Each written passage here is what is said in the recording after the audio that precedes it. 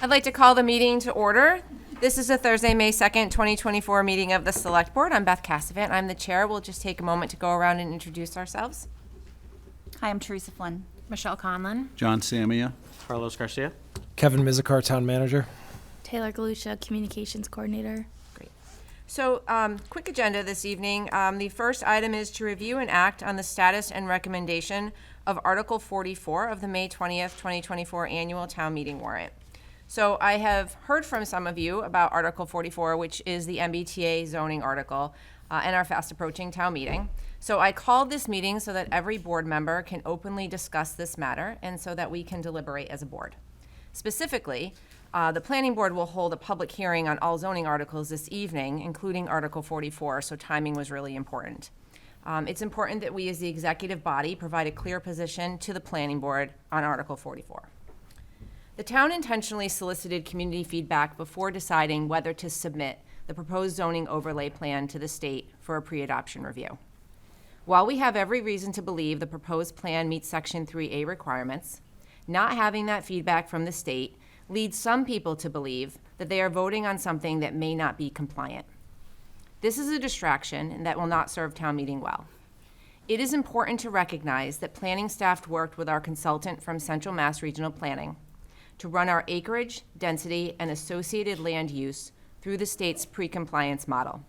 Submitted for approval for the ability to include a mixed-use requirement in the zoning, and completed an economic development analysis to get approval to allow up to 20% of the units constructed under the proposed zoning to be affordable. Not every community has chosen to go through the pre-adoption process. And even if the entire zoning bylaw is submitted for pre-adoption review from the state and deemed acceptable, it is not a guarantee that if it is approved by town meeting, the zoning will be deemed compliant upon final review. As the executive body for the town, we put our trust in town staff to put us in the best possible position on important matters such as this. While I have no doubt that town staff and the consultant have developed a bylaw that reflects community feedback and will be found largely in compliance, not taking advantage of the pre-adoption process to gain feedback from the state is distracting and has allowed skepticism and misinformation to crowd out facts and data. I firmly believe that compliance is the right decision for Shrewsbury, and I am willing to wait until the fall special town meeting for a vote. By waiting, we can further ensure that all interested parties, the select board, planning board, finance committee, and most importantly, town meeting members, and the residents they represent, have the best information available before a decision is made. The planning board has included an agenda item for their meeting tonight prior to the public hearing for me to provide them with an update from our board based on discussion that happens tonight. So I want to open up this meeting to board members so that we can engage on a discussion on Article 44.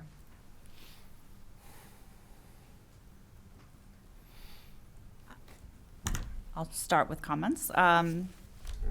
I'm comfortable with the process, the procedural process the town has been following, and I'd be fine bringing it to the annual town meeting, but I see elements of confusion and misinformation, and I agree with you that having the pre-adoption review results will remove a major distraction, and I think we have more work to do in order to streamline information and concisely document the answers to the questions that we've heard. And I just think that by giving ourselves additional time to wait for fall town meeting, we give town meeting the best opportunity to effectively and efficiently deliberate and vote on this. So, long-winded way of saying that I would be in favor of waiting till fall town meeting. Any other comments? Madam Chair. Housing and development in general is a lightning rod issue. Nothing more so right now than the MBTA Communities Act in Massachusetts. There's a lot that can be said on the subject, but I'm going to try to keep this brief and focus on why I feel we should delay the town meeting vote on this subject to the fall special town meeting. A comprehensive analysis was done by town staff and consultants in order to develop the proposal, but the pre-adoption review of our proposal was not submitted for review by the Executive Office of Housing and Livable Communities. This has resulted in uncertainty that what we are voting on will be accepted by the state. Therefore, it's important to delay this to the fall special town meeting to bring more certainty to the decision. Additionally, Shrewsbury's inclusionary zoning requires 10% of units to be affordable. By delaying the vote to the fall town meeting, it will also allow us time to receive feedback from the state on the economic development analysis, which will indicate if Shrewsbury can require up to 20% of units to be affordable and include steeper affordability. We have a well-thought-out proposal, but not recommending it now in order to reconsider it in the fall gives us the opportunity to take advantage of the pre-adoption review, ensuring that we are bringing the best possible proposal and more certainty to town meeting. Thanks for the comments. Anyone else? Yes. Mr. Garcia. Thank you, Madam Chair. I am also in agreement that I believe that compliance is the right path for our community.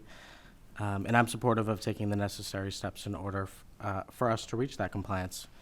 There is no doubt in my mind that Massachusetts is in a housing crisis, and I believe that communities across this Commonwealth, including Shrewsbury, have a responsibility to respond to that crisis. To date, 44 of the 177 communities required to comply with the MBTA Communities Law have taken the steps to do so, with more on the way. While I would have liked to have seen Shrewsbury join this growing number in the spring, I do believe that having this vote in the fall will put us in a better position to comply. Being an adjacent MBTA community, we have until the end of the year to vote and approve a plan to be in compliance. And I think we need to take this time to continue educating the community on what it is that is being asked of us and what it is that this zoning article is proposing. I also do think that it is prudent for us to hold and see the results of the economic feasibility study to see if we can increase the affordability that is within this zone from the current 10% up to 20%.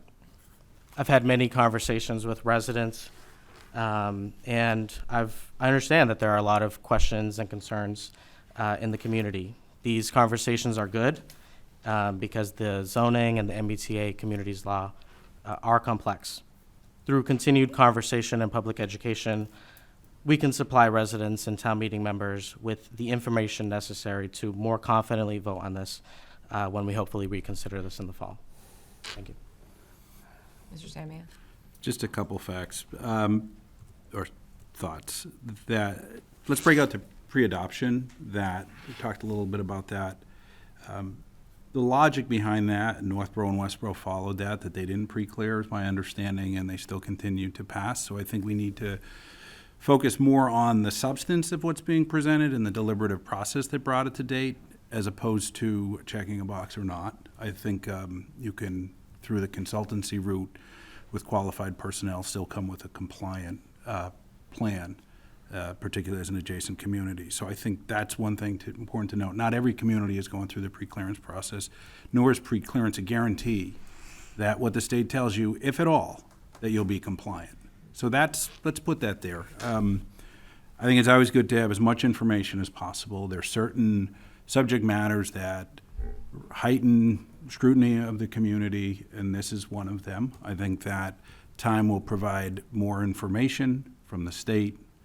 I don't think from the Supreme Judicial Court they're going to hear it in October. Very uncommon. You're going to get a decision very quickly. I don't think we're going to get guidance on that.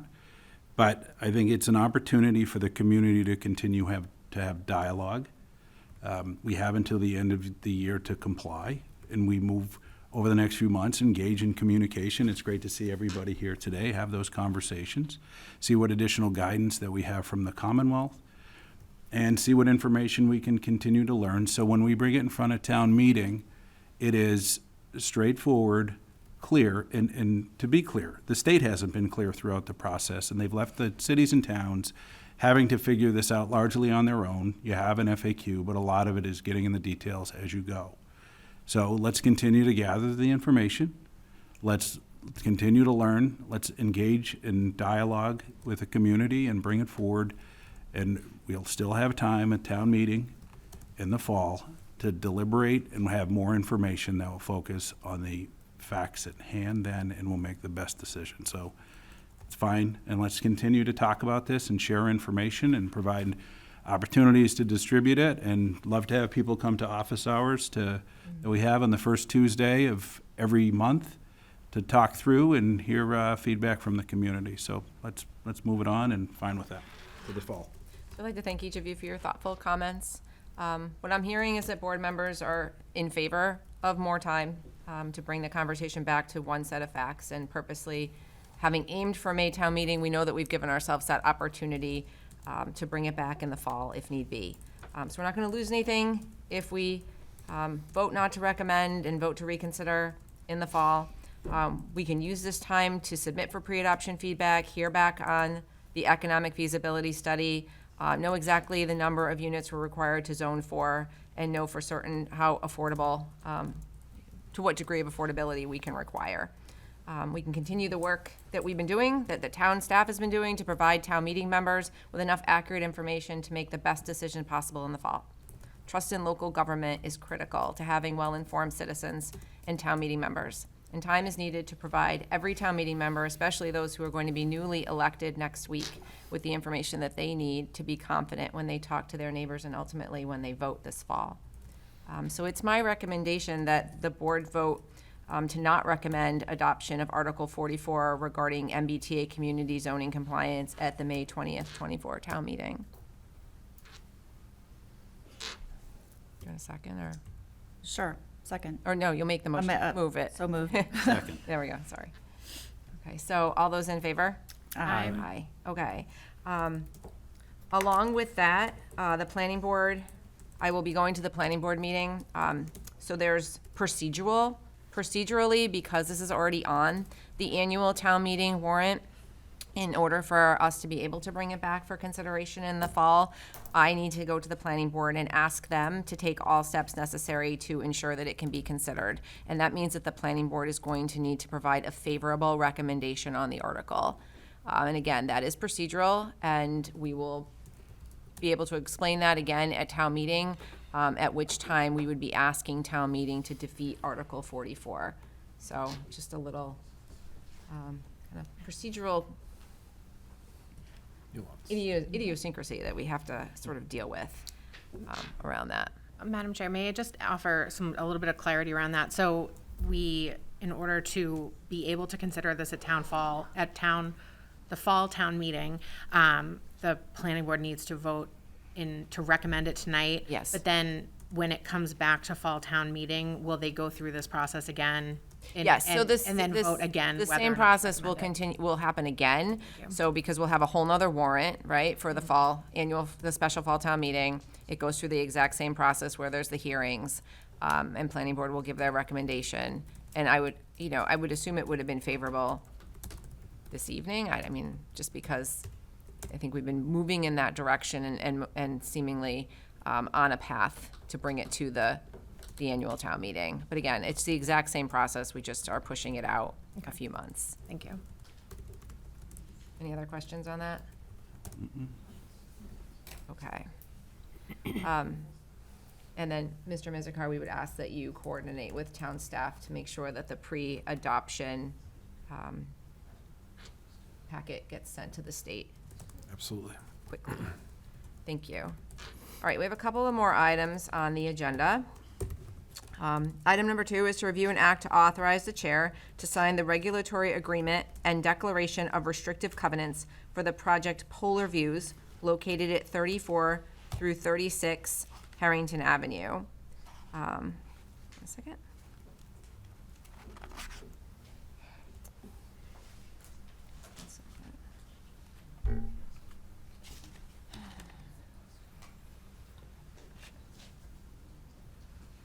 Okay, so just for a little bit of background, this item is related to item number 17 from our March 26th, 2024 meeting, where we authorized the chair to provide a signature of support for the local action unit application for this project.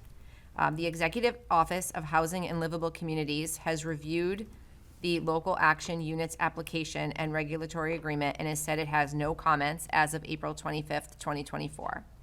So with the regulatory agreement being approved, it's ready for signature by the chair of the select board. I do want to emphasize that once signed by the chair, the developer must send the regulatory agreement to the Executive Office of Housing and Livable Communities for their signature. And from there, the developer must record a copy of the document at the Worcester Registry of Deeds. A certificate of occupancy cannot be granted for this project until these steps are completed. So just want to make very clear that once we do our task here this evening, it is on the developer to finish it out and bring it over the finish line so that the certificate of occupancy can be issued. If there's no questions, I will take a motion. I move the board authorize the chair to sign the regulatory agreement and declaration of restricted covenants. Second. All those in favor? Aye.